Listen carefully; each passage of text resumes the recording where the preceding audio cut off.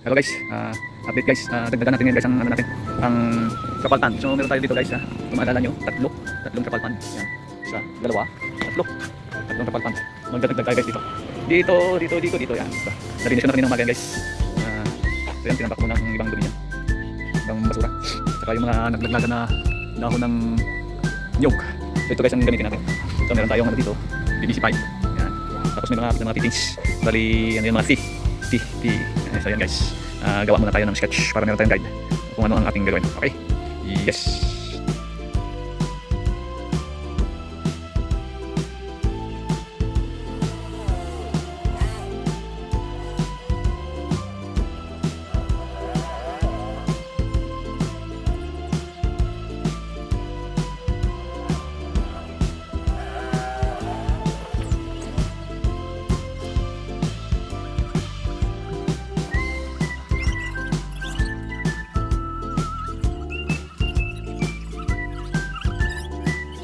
Yan guys, ito nang ano natin, sketch. So meron tayong trapal pan na 6 feet by 4 feet by 1 foot ang height, no?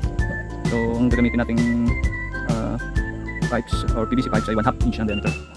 So ito, may binili ako kanina nito, hardware, 1/2 inch na pipe. Tapos ang dito guys sa tie wire na lang lagay natin para hindi siya nakabukol pag nilagay natin ng trapal pan. So ito, bali T ito T na 3 branch na T. Tapos ito 4 branch na T. So nakabili na tayo nito sa tawag ni Shopee, no? So yun ang ano natin guys, buuin nating frame para dun sa trapal pan natin. So ito guys ang T na 3 branch na T. So kung tingnan natin dito sa sketch, dito siya. So dito siya lalagay T na 3 branch. So pag ganun dito, yan. Kung doon sa baba, so pag ganun siya, yan. Dito pag ganun siya, yan. Tapos ito naman ang isa, 4 branch na T. So T siya na 4 branch, 1, 2, 3, 4 branch na T. So dito siya, pag ganun, yan. Dito siya, so pag ganun ang posisyon nyo, yan, pag ganun. Tapos doon, pag ganun ang posisyon nyo, yan. So yan guys, yan ang mga fittings na gagamitin natin dito. Okay, yan. So yan guys, fittings. So ito guys yung trapal pan na 4 by 6 feet by 6 feet by 1 foot. So yan guys, buksan na natin. Nakabalot pa. So yan guys, aso namin si Choco. Ba't dyan ka? Alis ka dyan. Magbablog ako. Alis dyan. Ayan, si Choco yan guys, aso namin babae. So yan guys, yan ang trapal pan natin. 1 foot by 30 feet. Ay, 1 foot by 6 feet by 4 feet. So ang gusto ko sanang kulay guys ay itim. So wala kami double na itim. So blue. Dilaw pa lang sa ano. Dilaw, balik pa rin ko naman guys. Mas gusto ko dark sa loob. Yellow, ilabas ko yung yellow. So yan guys, pinalitan ko na lang. Diba sana itim ang loob eh. Para bang parang lupa, di bang lupa ay kulay itim. So ang pinakaputik kulay itim.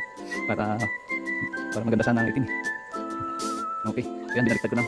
Kasi mas darker ang blue. So nalagay ko na ng color blue sa loob. So yan guys, yan ang natin. 4 feet by 6 feet by 1 foot na trapal pan.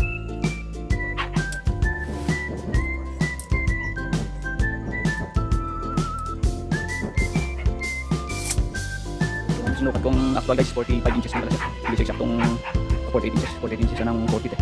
So loko lang siya ng 3 inches guys.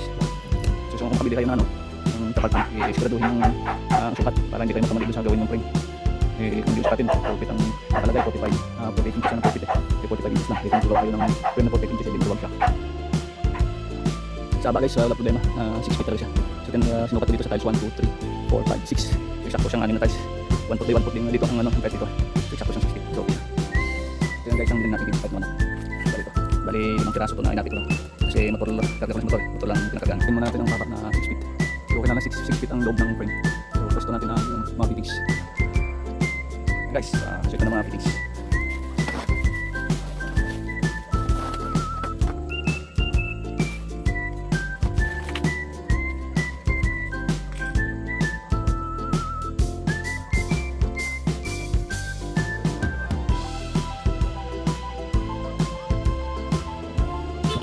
Guys, yan ang sukat.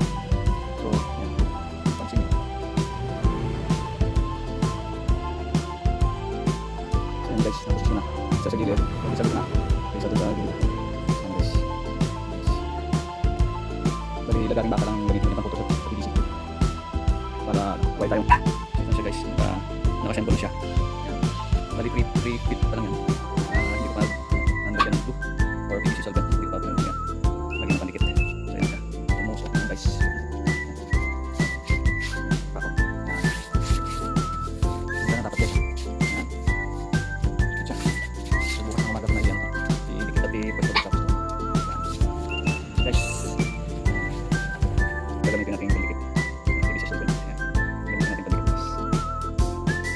ginamit pa pala guys na tea dito.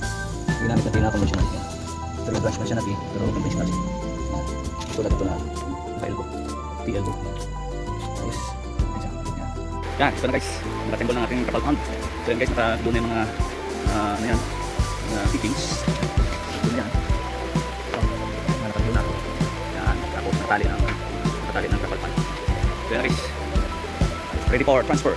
Pwede na pwesto. So guys, pwesto na. So yan guys, napwesto na siya. Yan, yan guys. Yan, tama guys, simulan. Itong source natin ng tubig. Yan, galing dyan sa gutter. So meron kaming drum dito, isang sahod. So yan siya, itong water source natin. Pero pag tag-init guys, andun ang puso sa likod na layo. So, yun mulan. Medyo makatipid tayo sa labor. Yan. So, yan. Napit sa source natin ng tubig. So, nagyan ko na siya ng kunting tubig na para mapatag natin lalim. Okay guys, that's all. Thank you for watching. Please don't forget to like, share, and subscribe. Thank you.